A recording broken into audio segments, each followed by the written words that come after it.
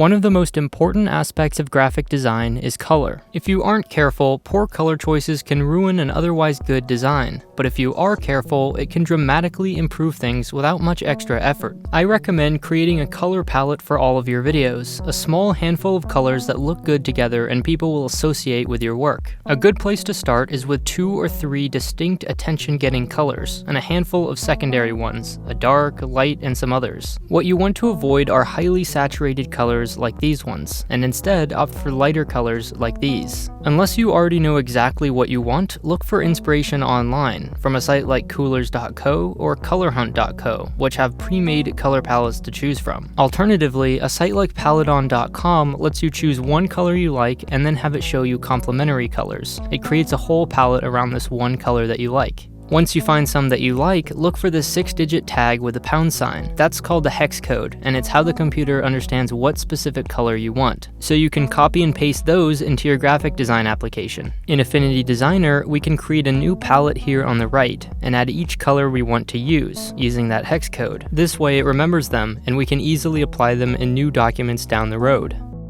Be wary of using too many colors at once. It's better to keep it simple with just a few colors at a time. It also looks good to separate distinct colors with a white or a black in between them, like you see here. Beyond that, it's mostly just trial and error. Practice some combinations and see how they look.